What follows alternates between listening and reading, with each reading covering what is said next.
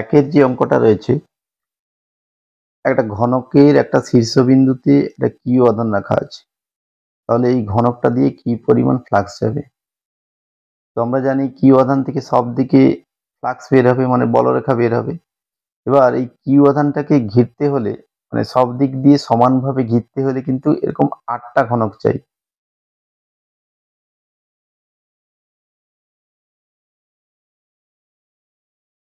তাহলে 1 2 3 4 আর এরকম কিন্তু ওপরেও আরো 4টে ঘনক দিতে হবে।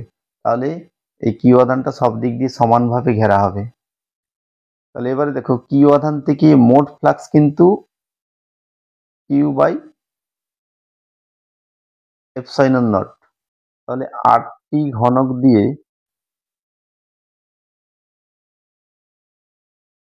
নির্গত flux Q by epsilon not. তাহলে একটি ঘনক দিয়ে নির্গত ফ্লাক্স কত হবে? Q by 8 epsilon not. তাহলে অপশন বি ঠিক হচ্ছে।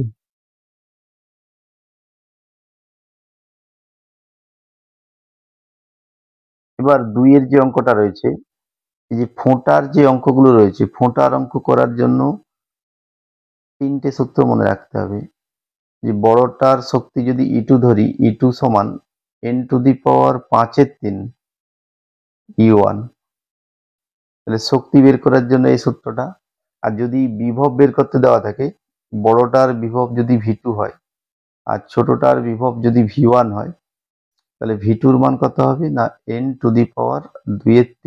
V1। আর যদি ধারকত্ব বের করতে দেওয়া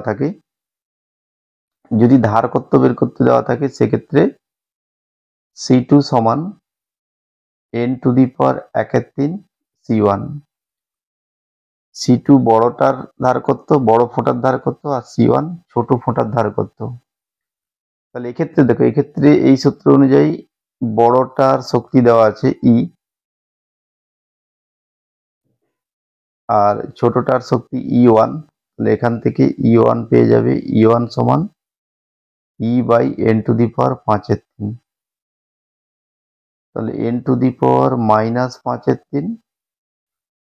E1। তাহলে অপশন ডি ঠিক হচ্ছে। 3 অঙ্কটা যদি খুব সহজে করতে চাও, তাহলে দেখো এই যে সমবায়টা আছে, মানে এই যে অ্যামিটারটা, এর মোট রোধ কিন্তু G/N দেওয়া রয়েছে। তাহলে যদি মূল প্রবাহ I হয় আর গ্যালভানোমিটারের দুপ্রান্তের ভোল্টেজ ধরে নাও এই বিন্দুর বিভব VA এবং এদিকের বিন্দুর বিভব VB, তাহলে বলা যায় যে VA মাইনাস VB সমান I ইন্টু এই সমবায়টার মোট রোধ G/N। আবার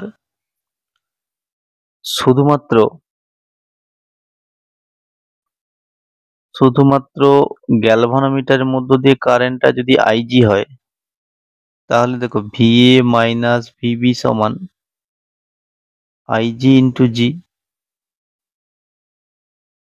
তাহলে দুটো সমীকরণ থেকে বলতে পারি এই দুটো রাশিমালা সমান হবে।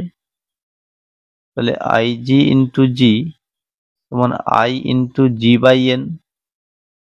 এবার উভয় পক্ষ থেকে যদি G বাদ দিয়ে দেই, তাহলে এখান থেকে IG বাই I সমান কি হবে 1/N।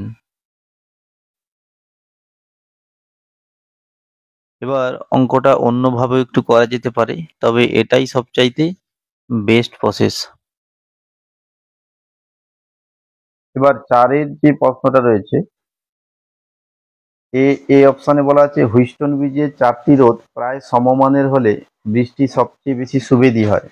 এটা কিন্তু ঠিক রয়েছে। বি অপশনে রয়েছে হুইস্টন ব্রিজের নিস্পন্দ অবস্থায় ব্যাটারি ও গ্যালভানোমিটারের অবস্থান অদল বদল করা হলে নিস্পন্দ অবস্থার পরিবর্তন হয় না। এক্ষেত্রে নিস্পন্দ অবস্থা একই থাকে, কোনো পরিবর্তন হয় না।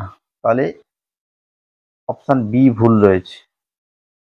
সি আর ডিটাও দেখে নিচ্ছি। সিতে বলা আছে একটি রিওস্টেটকে বিভব বিভাজক বা পোটেনশিওমিটার হিসাবে ব্যবহার করা হয়, এটা ঠিক।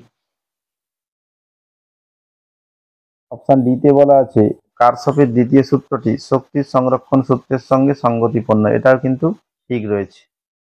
তাহলে এক্ষেত্রে একমাত্র বি অপশন ভুল রয়েছে। এরপর 5-এর যে অঙ্কটা রয়েছে, আর ব্যাসার্ধের একটি তড়িৎবাহী ঋজু পরিবাহী তারের অক্ষ থেকে দূরত্বের সঙ্গে চৌম্বক ক্ষেত্র পরিবর্তনের লেখচিত্রটি হবে কোনটা? ধরো একটা মোটা লম্বা তার আছে,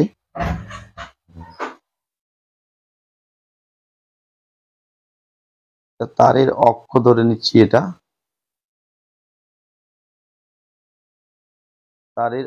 তারের ভেতরের অংশে কি হয় না, ভেতরের অংশে বি প্রপোর্শনাল টু আর হয়, অর্থাৎ যত আর বাড়বে তত বি বাড়বে, অর্থাৎ ভেতরের অংশের জন্য লেখচিত্রটা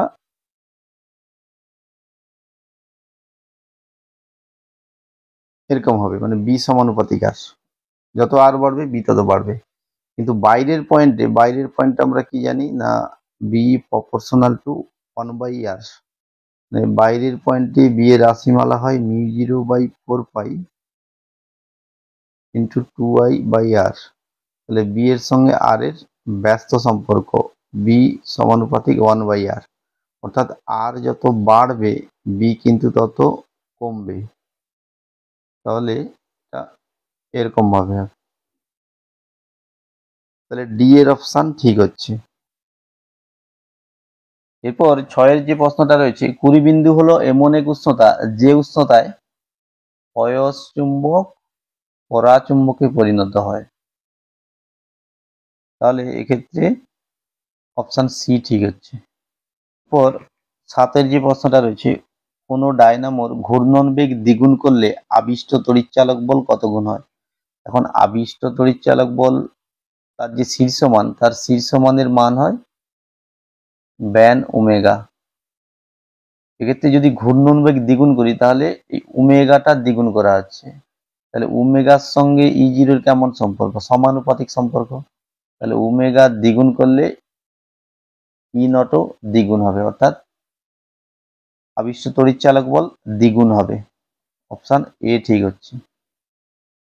এরপর 8-এর যে প্রশ্নটা রয়েছে, একটি শ্রেণী এলসিআর বর্তনীতে প্রযুক্ত এসি ভোল্টেজের কম্পাঙ্ক 0 থেকে ক্রমশ বৃদ্ধি করলে বর্তনীর প্রতিরোধ কি হয়?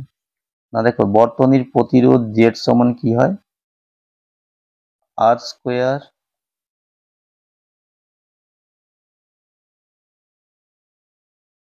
তাহলে জেড এ যদি আমি কম্পাঙ্ক চেঞ্জ করি তাহলে কিন্তু ওমেগাটাও চেঞ্জ করা হচ্ছে, তাহলে ওমেগাটা ক্রমশ বাড়াচ্ছি, তাহলে এক্ষেত্রে জেড কি হবে?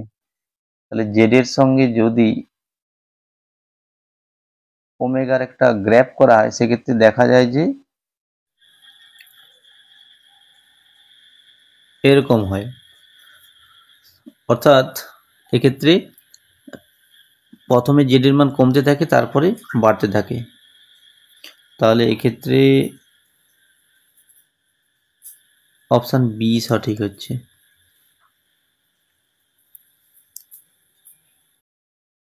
এরপর 9-এর দাগের যে প্রশ্নটা রয়েছে, তড়িৎচুম্বকীয় তরঙ্গ উৎপন্ন হয় ত্বরান্বিত আধান দ্বারা।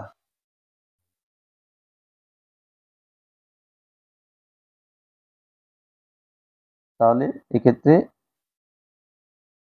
সি হবে। 10-এর দাগে যে প্রশ্ন রয়েছে, কোন তড়িৎচুম্বকীয় তরঙ্গের চৌম্বক ক্ষেত্রের বিস্তার দেওয়া আছে 1.6 × 10⁻⁻7 টেসলা, আবার চৌম্বক ক্ষেত্রের কম্পাঙ্ক দেওয়া আছে 2 × 10⁻10 হার্জ। তাহলে তড়িৎ ক্ষেত্রের বিস্তার E0 বের করতে হবে। আচ্ছা, আমরা একটা সূত্র জানি যে E0/B0 সমান ভি হয়। এবার ভিটা কি? ভিটা হচ্ছে কি, যে মাধ্যমে তরঙ্গটা গতিশীল সেই মাধ্যমে বেগ, মানে তরঙ্গের বেগ। এবার এক্ষেত্রে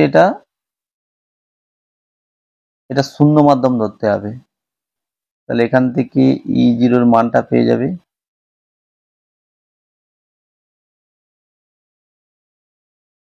তাহলে B0 এর মান 1.6।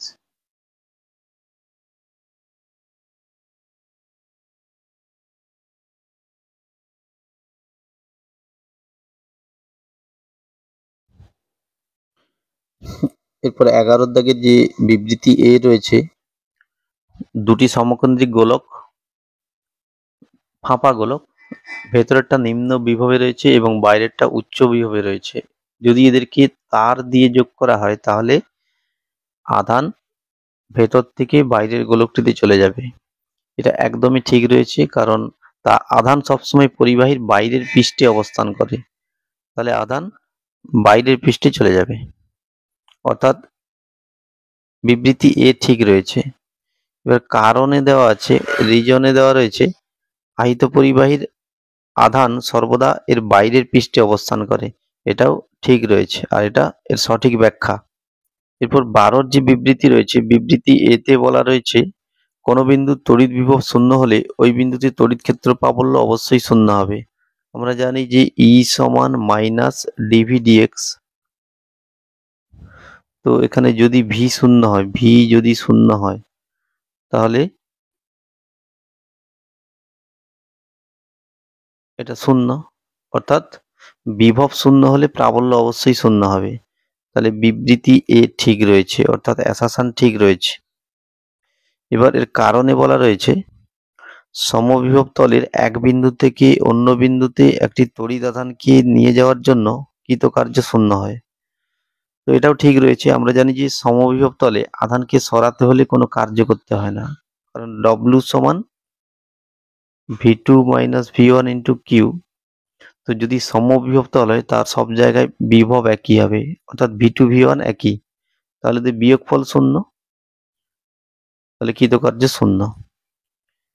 কিন্তু এটা কিন্তু অ্যাসাম্পশনের সঠিক ব্যাখ্যা হলো না।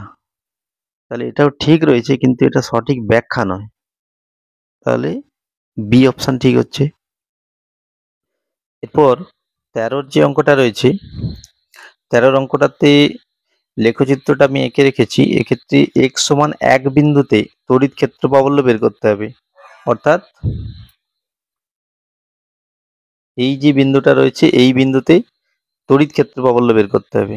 এখন তড়িৎ ক্ষেত্র প্রাবল্য E সমান কি জানি আমরা, না E সমান মাইনাস ডিভি ডিএক্স। আর ডিভি ডিএক্সটা কি, ডিভি ডিএক্সটা দেখো যদি ভিএক্স লেখচিত্র হয়, ভি বনাম এক্স, তাহলে এর নতিটাই ডিভি ডিএক্স, অর্থাৎ এই বিন্দুতে নতির মানটা বের করতে হবে। তো তার যে ঋণাত্মক মানটা নিলেই ই এর মানটা পেয়ে যাব। তাহলে দেখো নতি সমান কি, এবার দেখো এই অংশটা তো একটা সরল রেখা, সরল রেখার নতি সব জায়গাতে একই হয়। এবার নতি সমান ট্যান থিটা। থিটাটা কি, না থিটাটা হচ্ছে গিয়ে এক্স অক্ষের ধনাত্মক দিকের সঙ্গে যে কোণ, এটা থিটা, ট্যান থিটা। এবার এই অ্যাঙ্গেলটা যদি আলফা হয় তাহলে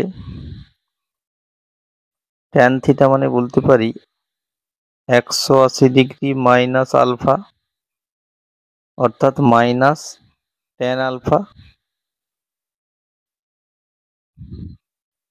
তাহলে ট্যান আলফা মানে দেখো, ট্যান আলফা মানে লম্ব বাই ভূমি, ক্ষেত্রে লম্বর মান 6 মাইনাস 2 আর ভূমির মান 2, অর্থাৎ মাইনাস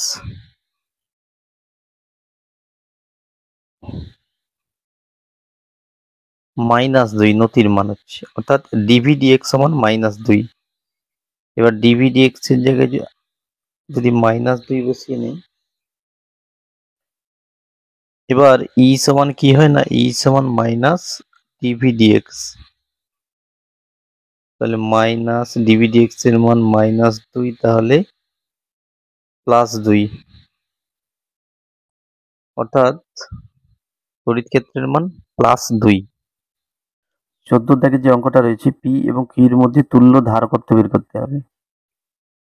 তাহলে যদি এটা সহজে করতে চাও তাহলে এই যে ধারক রয়েছে এই ধারকের নিচের প্রান্তটা তুমি এইখানে লাগিয়ে নাও।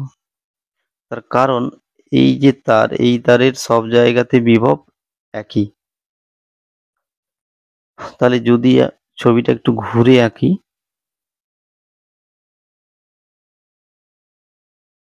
তাহলে এই ধারকের শেষ প্রান্তটা আমি এইখানে লাগিয়ে নিচ্ছি। যদি আরো ভালোভাবে ছবিটাকে আঁকি তাহলে এটা হয়ে যাচ্ছে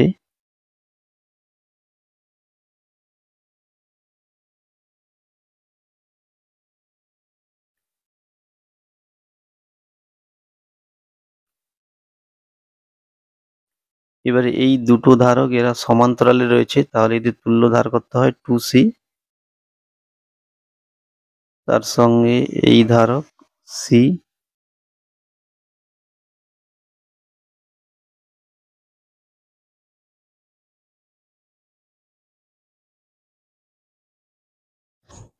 তাহলে 2c আর c এরা তো শ্রেণীতে রয়েছে, এদের তুল্য ধার করতে হয়।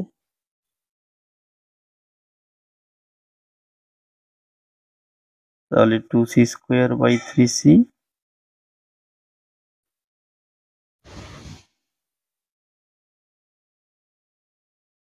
তাহলে এদের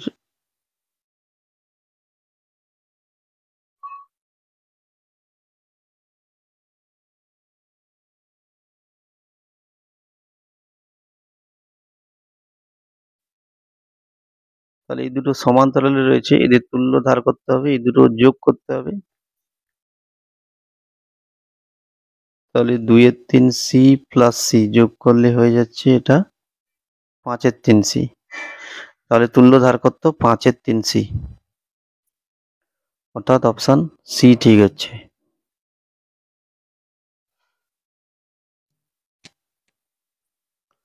এরপর 15 দাগের যে অঙ্কটা রয়েছে, দুটো বিএইচ লুপ দেওয়া রয়েছে। আচ্ছা, এটা এক্স পদার্থ আর এটা ওয়াই পদার্থ। এক্স ও ওয়াই এর মধ্যে কোনটাকে তুমি তড়িৎ চুম্বকের ট্রান্সফরমারের মজ্জা তৈরি করতে ব্যবহার করবে? এক্ষেত্রে মনে রাখবে যে ট্রান্সফরমারের মজ্জাতে হিস্টারিসিস ক্ষয় হয়। এবার হিস্টারিসিস ক্ষয় মানে কি? হিস্টারিসিস ক্ষয় মানে ট্রান্সফরমারের মজ্জাটা গরম হয়ে যায়। এই যে বিএইচ লুপের ক্ষেত্রফল যার যত বেশি হবে সেক্ষেত্রে তত বেশি তাপ উৎপন্ন হবে।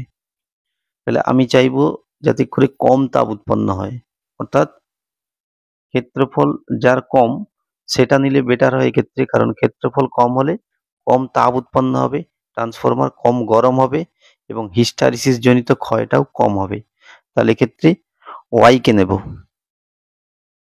এরপর 16 যে অঙ্কটা রয়েছে,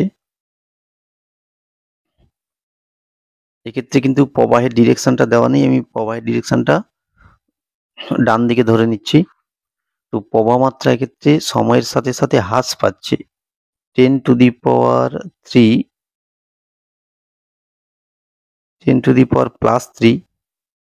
অ্যাম্পিয়ার/সেকেন্ড এই হারে হ্রাস পাচ্ছে, মানে ডিআইডিটির মান এটা। এবারে এই যে আবেশক যেটা রয়েছে, আবেশকের টেন্ডেন্সি হচ্ছে প্রবাহ মাত্রা যেমন ছিল ও সেটাকে বজায় রাখতে চাইবে। মানে প্রবাহ মাত্রা ডান দিকে যাচ্ছিল, তো ডান দিকে হঠাৎ করে প্রবাহমাত্রা যদি কমতে থাকে ও চাইবে ডান দিকে প্রবাহমাত্রা যেমন ছিল সেটাই বজায় রাখতে, মানে ও একটা ব্যাটারির মতো আচরণ করবে যার টেন্ডেন্সি হবে এই দিকে প্রবাহমাত্রা পাঠানো। তাহলে অবশ্যই এর যে পজিটিভ দিকটা ডান দিকে হবে, নেগেটিভ দিকটা বাম দিকে হবে। তাহলে যদি আমি এর তুল্য সার্কিটটা এঁকে নেই, তাহলে এটা 15 ভোল্টের ব্যাটারি যেমন ছিল, আর আবেশক এক্ষেত্রে একটা ব্যাটারির মতো আচরণ করবে যার পজিটিভ দিক ডান দিকে, নেগেটিভ দিক বাম দিকে।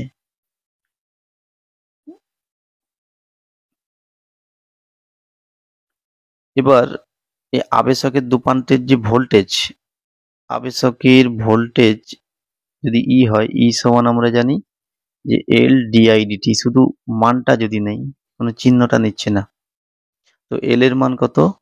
5 মিলি হেনরি। এবার ডিআইডিটির মানটা যদি বসিয়ে নেই, ডিআইডিটির মান 10 টু দি পাওয়ার 3, তাহলে এটা 5 ভোল্ট। মানে এক্ষেত্রে এটা একটা 5 ভোল্টের ব্যাটারির মতো আচরণ করবে। তাহলে এটা 5 ভোল্ট ধরে নিচ্ছি। তাহলে প্রবাহ মাত্রা 5 অ্যাম্পিয়ার। যদি এটাকে আরো সরল করে নেই, তাহলে দুটো ব্যাটারির একই দিকে কারেন্ট পাঠাতে চাই, তাহলে দুটো ব্যাটারি ইএমএফটা যোগ করে নাও, তাহলে এটা 20 ভোল্ট করে নাও।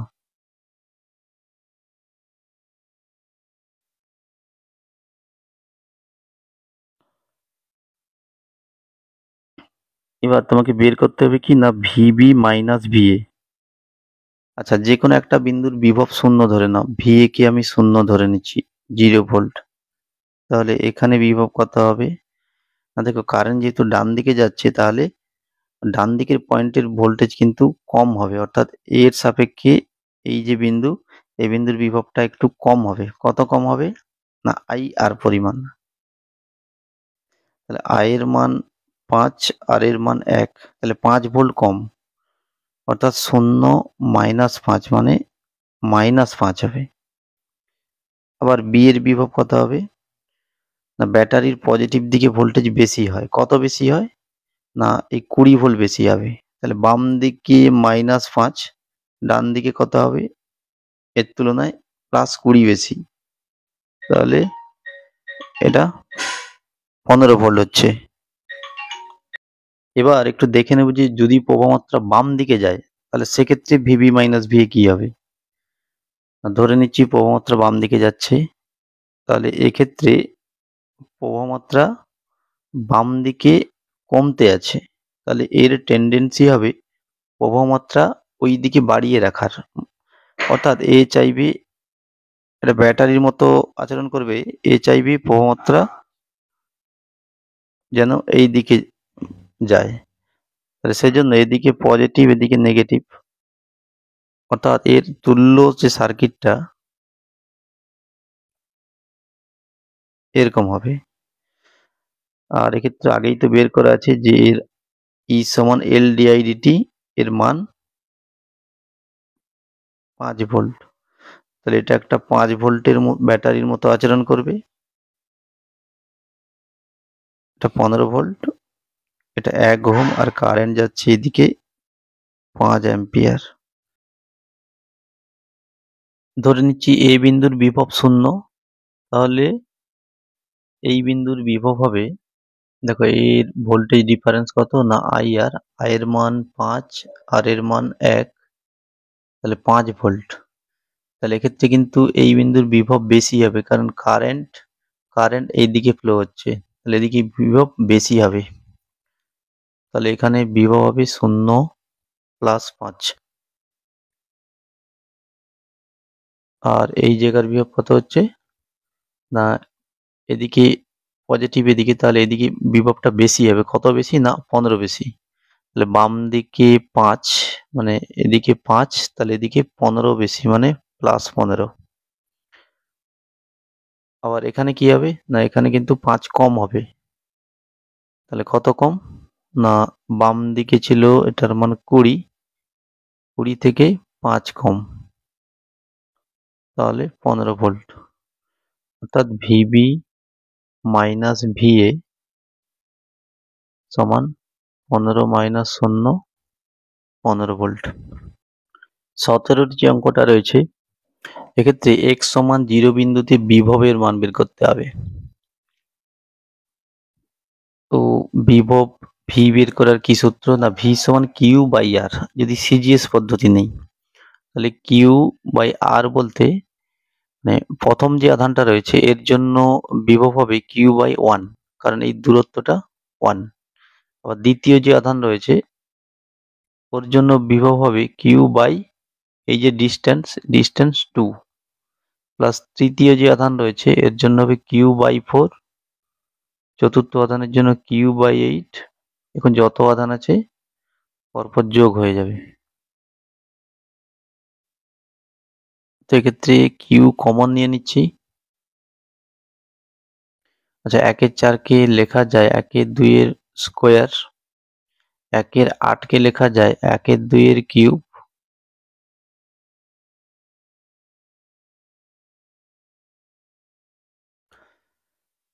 তাহলে এটা দেখো এই 1-2 এটা কিন্তু এক্স এর, এটাকে ভেবে নাও এক্স। এবার আমরা একটা সূত্র জানি যে 1 plus x plus x square plus x এর কিউব, এরকম যদি ইনফিনিটি অবধি থাকে, এটা এটা কার বিস্তৃতি না 1 minus x to the power -1। আর এক্স এর জায়গাতে যদি 1-2 বসিয়ে নেই,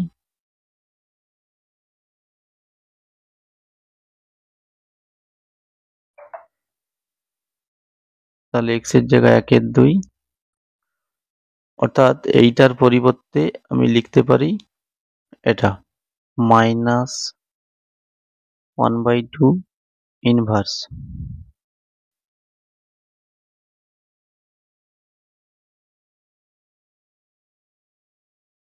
তাহলে এটা সরল করলে হয়ে যাচ্ছে 2q। তাহলে প্রশ্নে দেওয়া আছে v=n/q, আর এখানে পেলাম v=2q। তাহলে দুটো তুলনা করে বলতে পারি n=2। 18 যে অঙ্কটা রয়েছে, একটি পারদ বিন্দুকে 90 ভোল্ট বিভবে আহিত করা হলো। পারদ বিন্দুটিকে 7টি অভিন্ন বিন্দুতে ভাঙা হলে প্রত্যেকটি বিন্দুর বিভব কত হবে? এই সূত্রটা আগেও বলেছি যে বড় ফোঁটার বিভব v2, ছোট ফোঁটার বিভব v1 হলে এদের সম্পর্ক হয় n⁻2 v1। এক্ষেত্রে বড় ফোঁটার বিভব দেওয়া আছে 90, অর্থাৎ v2 90, আর n এর মান 27, v1 বের করতে হবে।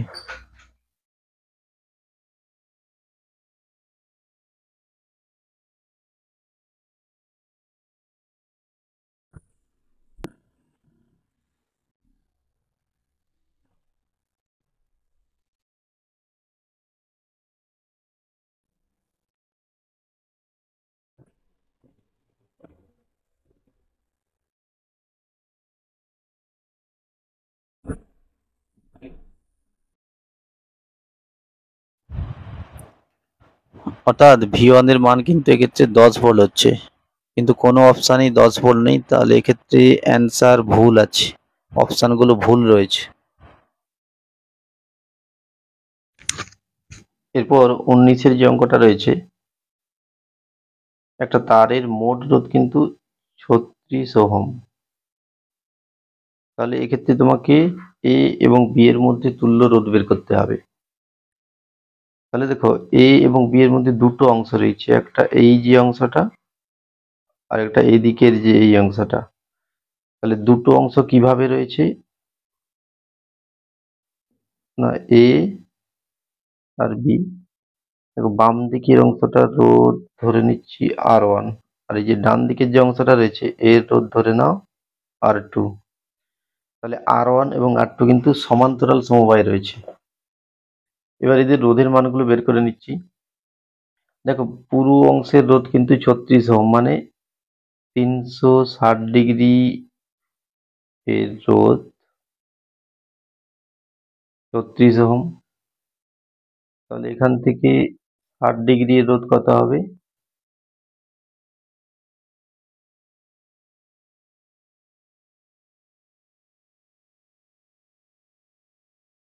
6 ওহম।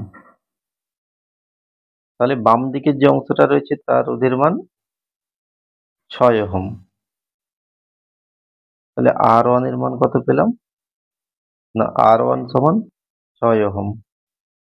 R2 কত হবে না R2 মানে ডান দিকের যে অংশটা, তাহলে মোট রোধ ছিল 36, সেখান থেকে 6 বাদ দিয়ে দাও, তাহলে 30 ওহম, অর্থাৎ R2 এর মান 30 ওহম। তাহলে বাম দিকে 6, ডান দিকে 30, তাহলে 6 আর 30 এদের তুল্য রোধ কত হচ্ছে?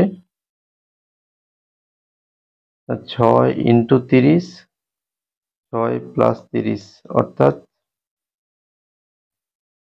6 ইন্টু 30/36, তাহলে এটা 5 ওহম হচ্ছে। তাহলে এ ও বি এর মধ্যে তুল্য রোধ 5 ওহম। অপশন সি ঠিক হচ্ছে। এবার 20 যে অঙ্কটা রয়েছে, একটি তড়িৎ চুম্বকীয় তরঙ্গের সমীকরণ দেওয়া রয়েছে ইজেড। ইজেড সমান 100 cos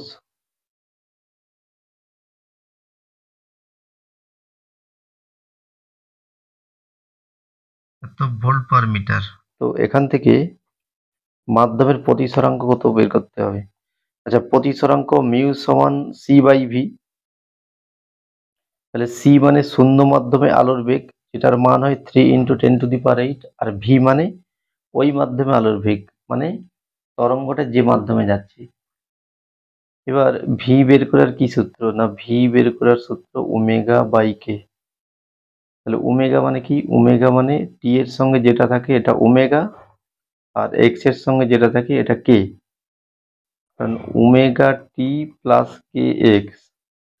তাহলে টি এর সঙ্গে এখানে রয়েছে 6 × 10⁸, আবার এক্স এর সঙ্গে রয়েছে 4।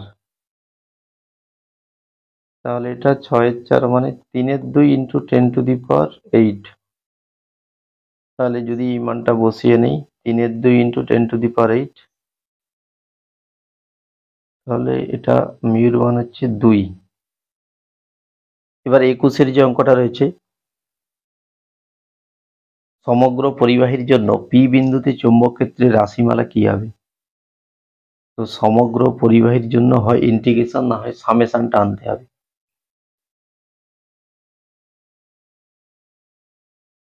তাহলে এক্ষেত্রে ইন্টিগ্রেশন দেওয়া রয়েছে, তাহলে I dl cross r by r cube.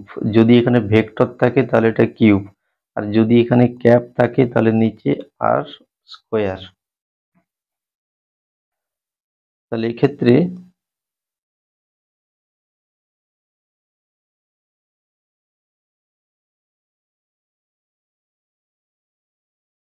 কিন্তু অপশন এ ঠিক হচ্ছে। এরপর 22 যে অঙ্কটা রয়েছে, অসীম দৈর্ঘ্যের পরিবাহী তারের মধ্য দিয়ে তড়িৎ প্রবাহিত হলে বাইরের কোনো বিন্দুতে চৌম্বক ক্ষেত্র প্রাবল্য কি হবে। আমরা জানি যে অসীম দৈর্ঘ্যের তার থেকে আর দূরে চৌম্বক ক্ষেত্র বি হলে বি সমান μ0/4π × 2I/r। তাহলে সেই অনুযায়ী অপশন বি ঠিক হচ্ছে। আবার 23 যে অঙ্কটা রয়েছে, অসীম দৈর্ঘ্যের পরিবাহী তারের মধ্য দিয়ে তড়িৎ প্রবাহিত হলে চৌম্বক ক্ষেত্র প্রাবল্য কি হবে। তো সেক্ষেত্রে কিন্তু 22 আর 23 দেখো একই অঙ্ক হয়ে যাচ্ছে। তাহলে এক্ষেত্রেও বি এর মান μ0/4π × 2I/r। যদি এটাকে সরল করে নেই μ0I/2πr, তাহলে এক্ষেত্রে অপশন এ ঠিক হচ্ছে। বৃত্তাকার পরিবাহীর কেন্দ্রবিন্দুতে চৌম্বক ক্ষেত্র প্রাবল্য কত হবে। আমরা জানি যে বৃত্তের কেন্দ্রে চৌম্বক ক্ষেত্র হয় μ0I/2r। তাহলে এক্ষেত্রে বি ঠিক হচ্ছে।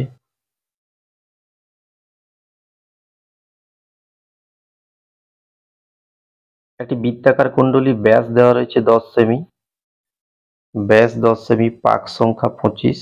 তাহলে কত প্রবাহ মাত্রার জন্য কুণ্ডলীর কেন্দ্রে এত মানে চৌম্বক ক্ষেত্র উৎপন্ন হবে। তো কুণ্ডলীর কেন্দ্রে যে চৌম্বক ক্ষেত্র হয় তার রাশিমালা কি হয়, না μ0Ni/2r। তো এখান থেকে তোমাকে আই এর মানটা বের করতে হবে। আচ্ছা, সবের মানগুলো আমি বসিয়ে নিচ্ছি। μ0 এর মান কত হয়, না 4π × 10⁻⁻7। n মানে পাক সংখ্যা, পাক সংখ্যার মান 25, আই এর মান বের করব। আর 2r মানে কি, এটা ব্যাস হয়ে যাচ্ছে, ব্যাসটা হচ্ছে 10 সেমি। যদি এটাকে মিটারে করি 100 দিয়ে ভাগ করে নিচ্ছি।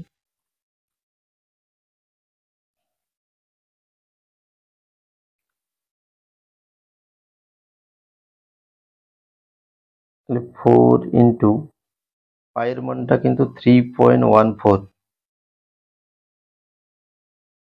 আচ্ছা, এটা একটা শূন্য কেটে দাও, তাহলে 10⁻⁻6 হচ্ছে 3.14 কে 2 দিয়ে গুণ করলে 6.28 হয়। তাহলে 2 ইন্টু 10⁻⁻5। এবার ডান দিকের এগুলো সব বাম দিকে নিয়ে আসো। 4 আর 25 গুণ করে 100, তাহলে এটা একদম এটা হয়ে যাচ্ছে 10⁻⁻4i।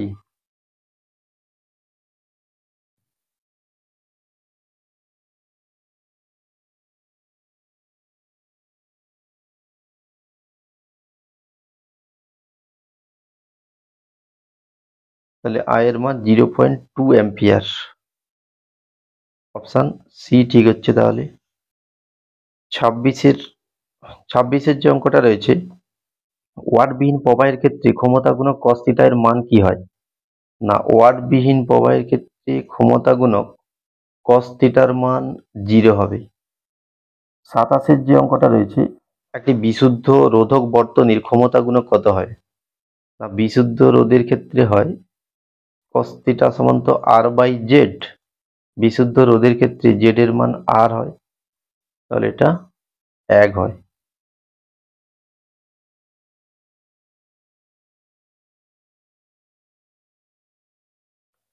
একটি বিশুদ্ধ আবেশক বর্তনীর ক্ষমতা গুণক কত?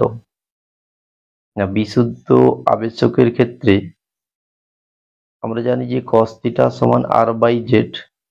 তাহলে r এর মান তো 0, কারণ বিশুদ্ধ আবেশকে কোনো r নেই, তাহলে ক্ষমতা গুণক 0 হয়।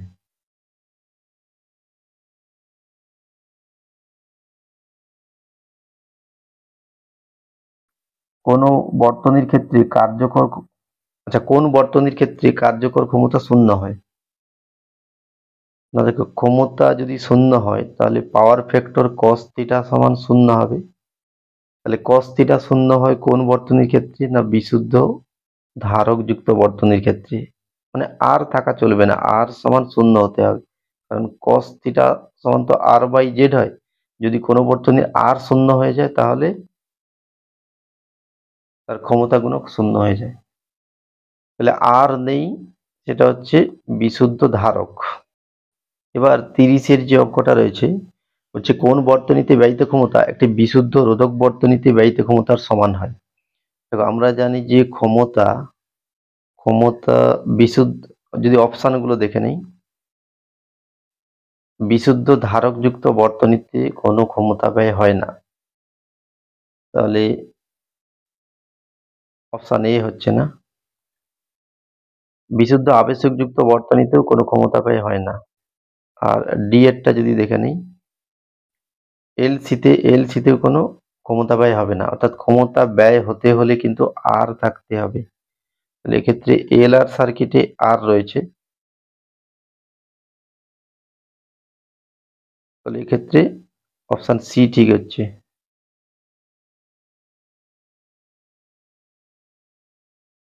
আচ্ছা, আলফা এর একক কি হয়? এর একক হয় ডিগ্রি সেন্টিগ্রেড ইনভার্স, অর্থাৎ একের সঙ্গে ই ঠিক হচ্ছে, এটা অপশন ই ঠিক হচ্ছে।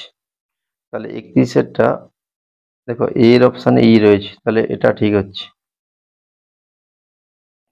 এবার 32-এর যে অঙ্কটা রয়েছে, মানে এক্ষেত্রে রোধাঙ্ক, দেখো রোধাঙ্ক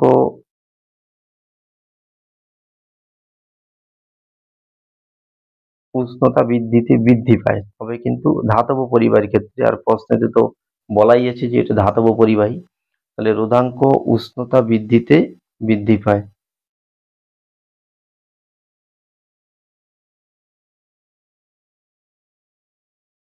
অর্থাৎ 32-এরটা সি এর সাথে মিলে যাচ্ছে, অর্থাৎ এক্ষেত্রে বি অপশানে দেখো সি রয়েছে, তাহলে অপশান বিটা ঠিক হচ্ছে। এবার 33-এর যে অঙ্কটা রয়েছে, মানে এক্ষেত্রে 3-এর দাগ, সমান্তরাল সমবায়ে রোধের মধ্য দিয়ে প্রবাহ মাত্রা রোধের ব্যস্তানুপাতিক হবে। মানে সমান্তরাল সমবায়ে যার রোধ বেশি, ধরো এর রোধ বেশি, তাহলে এদিকে প্রবাহ মাত্রা কম যাবে, এদিকে প্রবাহ মাত্রা বেশি যাবে, অর্থাৎ রোধের ব্যস্ত অনুপাতে ভাগ হয়। তাহলে 3-এরটার সাথে বি এরটা মিলছে, তাহলে এক্ষেত্রে সি অপশন ঠিক হচ্ছে।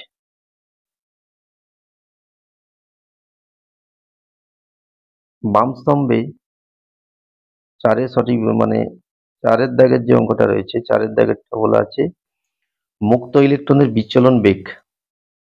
এখন বিচলন বেগের রাশিমালা কি হয়? ভিডি সমান আই বাই এন এ। এই এনটা কি? এনটা হচ্ছে একক আয়তনে ইলেকট্রনের সংখ্যা, মানে ইলেকট্রনের ঘনত্ব বলা যায়। তাহলে ঘনত্বের সাথে ব্যস্তানুপাতিক, অর্থাৎ 4-এরটার সাথে এ মিলে যাচ্ছে। তাহলে এক্ষেত্রে ডি অপশন ঠিক হচ্ছে।